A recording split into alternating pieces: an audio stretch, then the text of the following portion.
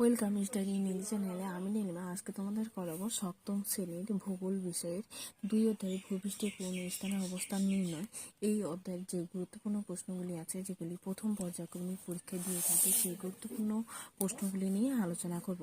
তো এইটা মানে ফার্স্ট ইউনিট, তোমাদের প্রথম যে পরীক্ষা হয় সেই পরীক্ষায় এই প্রশ্নগুলির মধ্য থেকে দিয়ে থাকে গুরুত্বপূর্ণ। এগুলি প্রতি বছরই কিন্তু দিয়ে থাকে। বলছে দেখো, নিরক্ষরেখা বা বিষুবরেখা বা অক্ষরেখার মান কত? এরকম প্রশ্ন তুলে, নিরক্ষরেখার মান কত বা বিষুবরেখার মান কত বা অক্ষরেখার মান কত? বেশিরভাগ দিয়ে থাকে নিরক্ষরেখা আর বিষুবরেখা।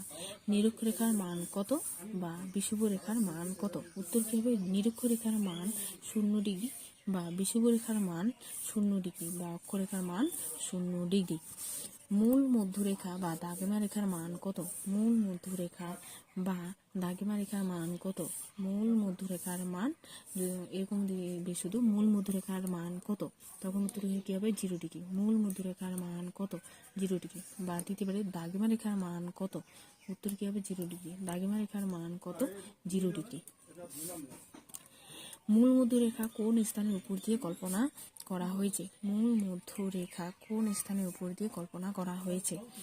মূল মধ্যরেখা গ্রেটার লন্ডনের রয়্যাল গ্রিনিচ নামক স্থানের উপর দিয়ে কল্পনা করা হয়েছে। মূল মধ্যরেখা গ্রেটার লন্ডনের রয়্যাল গ্রিনিচ নামক স্থানের উপর দিয়ে কল্পনা করা হয়েছে। মূল মধ্যরেখা গ্রেটার লন্ডনের রয়্যাল গ্রিনিচ নামক স্থানের উপর দিয়ে কল্পনা করা হয়েছে।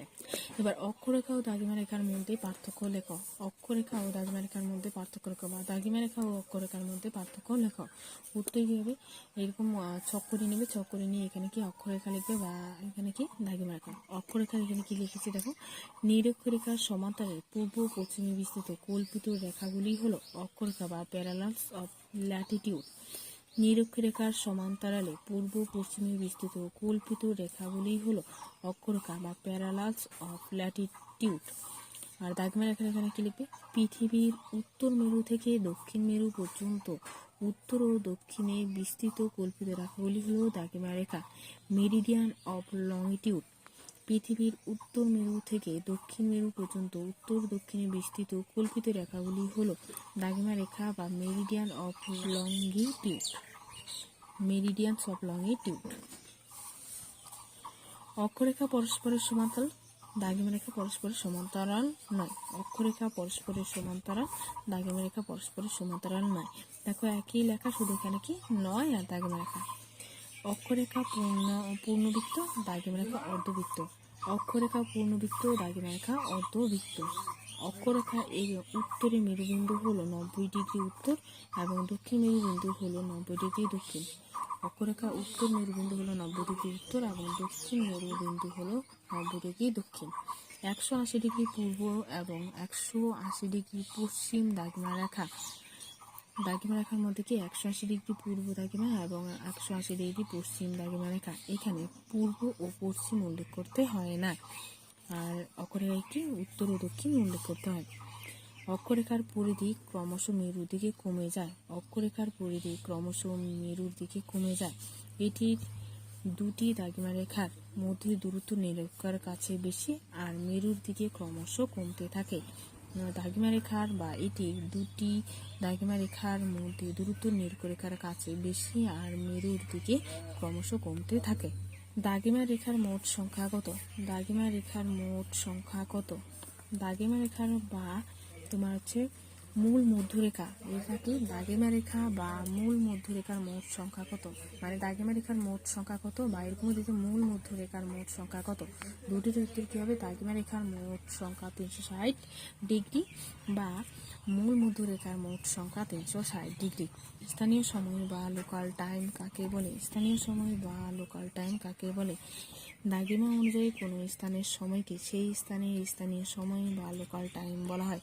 দাগিমা অনুযায়ী কোনো স্থানের সময়কে সেই স্থানের স্থানীয় সময় বা লোকাল টাইম বলা হয়। প্রমাণ সময় কাকে বলে? প্রমাণ সময় কাকে বলে? 82 ডিগ্রি 30 মিনিট পূর্ব দাগিমার স্থানীয় সময়কে সারা ভারতের প্রমাণ সময় বা ইন্ডিয়ান স্ট্যান্ডার্ড টাইম বলে।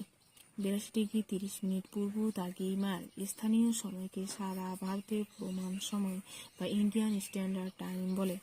জিপিএস কি বা এর পুরো নাম কি?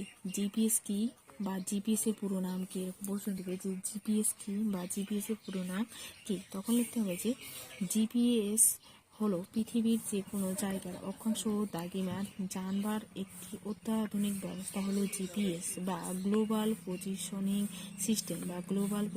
সিস্টেম পৃথিবীর যে কোনো জায়গার মানে যদি প্রশ্ন শুধু এটা দেয় যে জিপিএস কি তখন শুধু লিখবে যে পৃথিবীর যে কোনো জায়গার অক্ষাংশ ও দ্রাঘিমা জানবার একটি অত্যাধুনিক ব্যবস্থা হলো জিপিএস। পৃথিবীর যে কোনো জায়গার অক্ষাংশ ও দ্রাঘিমা জানবার একটি অত্যাধুনিক ব্যবস্থা হলো জিপিএস। এবার যদি দেয় যে জিপিএস এর পুরো নাম কি তখন তোমরা কি লিখবে? জিপিএস এর পুরো নাম হলো গ্লোবাল পজিশনিং সিস্টেম। জিপিএস এর পুরো নাম কি? Global positioning system. আর ইংরেজিতে যদি লিখতে চাও তবুও কি হবে? Global positioning system. তোমাদের প্রথম পরীক্ষা থাকবে পৃথিবীর পরিক্রমণ গতি, ভূপৃষ্ঠের কোন স্থানের অবস্থান নির্ণয়, বায়ুচাপ, আর এশিয়া মহাদেশ। মানে পৃথিবীর পরিক্রমণ, ভূপৃষ্ঠের কোন স্থানের অবস্থান, বায়ুচাপ, আর এশিয়া মহাদেশ। প্রথম পরীক্ষায় এগুলো থাকবে। বায়ুচাপ থেকে দেখো বায়ুচাপ হচ্ছে কত? 3 লেসের। তো 3 লেসেন থেকে কি কি আমাদের গুরুত্বপূর্ণ প্রশ্ন আসবে সেগুলো আমরা চলো দেখে নিই। বায়ুর চাপ মাপা হয় কোন যন্ত্রের সাহায্যে? বায়ুর চাপ মাপা হয় ব্যারোমিটার যন্ত্রের সাহায্যে। সমচাপ রেখা কাকে বলে? নির্দিষ্ট সময়ে একই পরিমাণ বায়ুচাপযুক্ত স্থানগুলোকে মানচিত্রে যে রেখা দ্বারা যুক্ত করা হয় তাকে সমচাপ রেখা বলে। নির্দিষ্ট সময়ে একই পরিমাণ বায়ুচাপযুক্ত স্থানগুলিকে মানচিত্রে যে রেখা দ্বারা যুক্ত করা হয় তাকে সমচাপ রেখা বলে। পৃথিবীর কোথায় আবর্তন বেগ সবথেকে বেশি? পৃথিবীর নিরক্ষরেখার কাছাকাছি অঞ্চলে আবর্তন বেগ সবথেকে বেশি। বায়ু প্রবাহের প্রধান কারণ ড্যাশ। তাহলে উত্তর হবে বায়ু প্রবাহের প্রধান কারণ বায়ুচাপের পার্থক্য। প্রতি 110 মিটার উচ্চতা বাড়ার সঙ্গে সঙ্গে 1 সেমি পারদস্তমের সমান বায়ুচাপ ড্যাশ থাকে। প্রতি 110 মিটার উচ্চতা বাড়ার সঙ্গে সঙ্গে 1 সেমি পারদস্তমের সমান বায়ুচাপ কমতে থাকে। প্রতি 110 মিটার উচ্চতা বাড়ার সঙ্গে সঙ্গে 1 সেমি পারদস্তমের সমান বায়ুচাপ কমতে থাকে। বা এটা এরকমও দিতে পারে যে উচ্চতা বাড়ার সঙ্গে সঙ্গে বায়ুচাপ কমতে থাকে না বাড়তে থাকে, মানে টিক মার্কের মতো। উচ্চতা বাড়ার সঙ্গে সঙ্গে বায়ুচাপ কমতে থাকে অবলিক বাড়তে থাকে। তখনও তোমাদের উত্তর কি হবে? যে উচ্চতা বাড়ার সঙ্গে সঙ্গে বায়ুচাপ কমতে থাকে। সমুদ্র সমতলে বায়ুর চাপ কত? সমুদ্র সমতলে বায়ুর চাপ 76 সেমি পারদস্তমের চাপের সমান। বায়ুর চাপ কাকে বলে? কোনো কঠিন বা তরলের পৃষ্ঠতলে বাতাসের উপস্থিতিতে গ্যাসের অণুরা এসে ধাক্কা দেয়, তখন তারা সেই তলে একটা বল প্রয়োগ করে। একক ক্ষেত্রফল ফলে প্রযুক্ত এই বলের গড়মানকে বায়ুর চাপ বলা হয়। কোনো কঠিন বা তরলের পৃষ্ঠতলে বাতাসের উপস্থিতিতে গ্যাসের অণুরা এসে ধাক্কা দেয়, তখন তারা সেই তলে একটি বল প্রয়োগ করে। একক ক্ষেত্রফলে প্রযুক্ত এই বলের গড়মানকেই বায়ুর চাপ বলা হয়। বায়ু চাপ কোথায় সবথেকে বেশি? বায়ু চাপ পৃথিবী পৃষ্ঠে বা সমুদ্র সমতলে সবথেকে বেশি।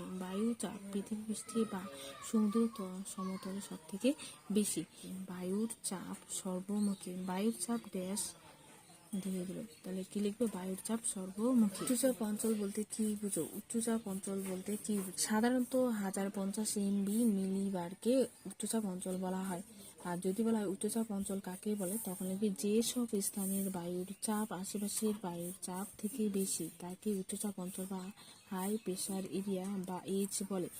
উচ্চচাপ অঞ্চল কাকে বলে বা উচ্চচাপ অঞ্চল বলতে কি বোঝো, তখন কি লিখবে? সাধারণত 1050 মিলিবারকে উচ্চচাপ অঞ্চল বলে। এবার যদি বলা হয় যে উচ্চচাপ অঞ্চল বলতে কি বোঝো বা কাকে বলে, তখন কি লিখবে? যে যেসব স্থানের বায়ুর চাপ আশেপাশের বায়ুর চাপের থেকে বেশি তাকে উচ্চচাপ অঞ্চল বা হাই প্রেশার এরিয়া বা এইচ বলে।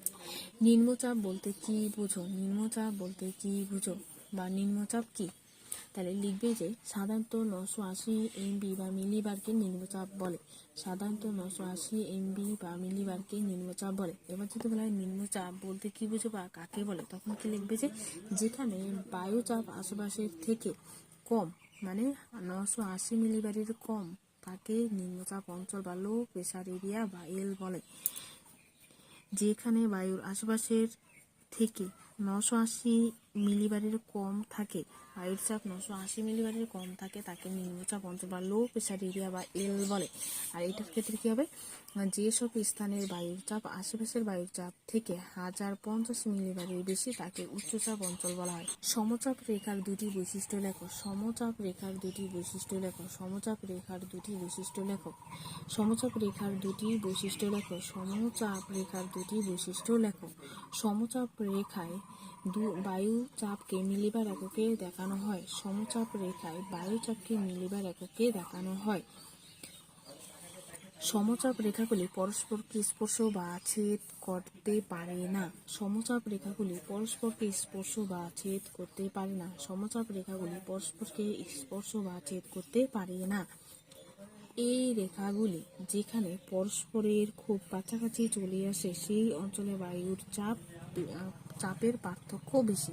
এই রেখাগুলি যেখানে পরস্পরের খুব কাছাকাছি চলে আসে সেই অঞ্চলে বায়ুর চাপের পার্থক্য বেশি।